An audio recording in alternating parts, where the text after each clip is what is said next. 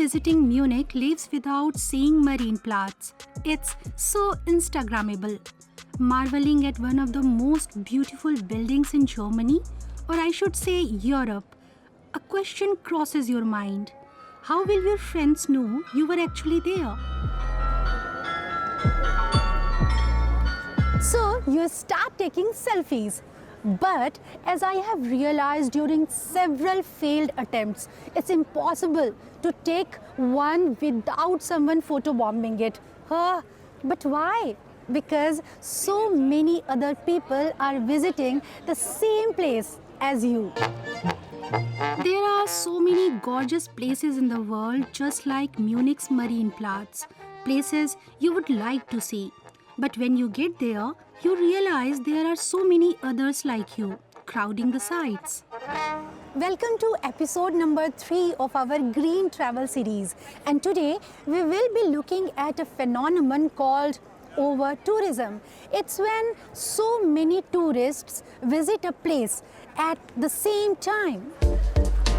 To be fair, many tourists tend to travel during summer, long weekends or festivals. These are the time places like Barcelona, Rome, Venice or various Bavarian towns see most visitors. So tourist places and towns are able to anticipate the rush, even benefit from it. But when locals start getting displaced from residential neighborhoods to make room for tourists' rentals, holiday season can turn into a nightmare. The economy might benefit, but nature will pay the price. Selfie-loving tourists can put a serious strain on the environment. The coronavirus pandemic has hit the tourism industry very hard. Travel restrictions kept people inside their homes. But now that the pandemic is weakening, people have come out in numbers that's rarely seen before. Vacations in the German countryside along Germany's North Sea and Baltic coast are especially popular, as are trips to southern Germany, particularly during high season. Bavaria attracts the greatest number of domestic and foreign tourists out of all German states. Almost 20 million tourists visited Bavaria in 2021. This is Lake Tegernsee, just south of Munich. The scenery has inspired painters and visitors for centuries. Tegernsee is also a place heavily affected by over-tourism. Located a mere 50 kilometers south of Munich, many residents of the Bavarian capital drive to the lake each weekend. In the past 2 summers, the locals here have become really fed up with tourists driving their noisy cars to the lake and leaving their rubbish behind. So fed up, in fact, some began flinging eggs and dirt at visitors' cars. Some 50 years ago, a non-profit organization began working to preserve Lake Tegernsee and the surrounding countryside. Angela Brogziter-Fink has headed non-profit group since 2006, working tirelessly to protect the region from over-tourism. Lake Tegernsee has always been a popular tourist destination, but over the past 2 years, we are seeing that there is a growing opposition to over-tourism. What problems have been identified? The main problem is that people apparently don't have any education anymore. They don't know how to act when they are in nature. They leave their garbage, they go to areas which should be protected. They have no respect for our landscape. It's happening here also that people from the outside, from faraway places are coming here, buying land and building hotels. You know, I always say they are not only in Russia oligarchs. I don't know if you say this in English, oligarchs. We have them here as well. We are in the hand of, let's say, maybe 6, 7, 8 people with unbelievably lots of money, and they act like landlords in the 18th and 19th century. Exactly here in Bad Wiessee, it's an area that was totally isolated. that was really nature. But this man, he owns his money with concrete, lots of money. He owns now this entire mountainous area, and he transformed a small hut, can you say, into a hotspot, and now it's a top luxury destination where the high society of Tegernseer Tal is partying. What you think are the most effective ways to make tourism more sustainable?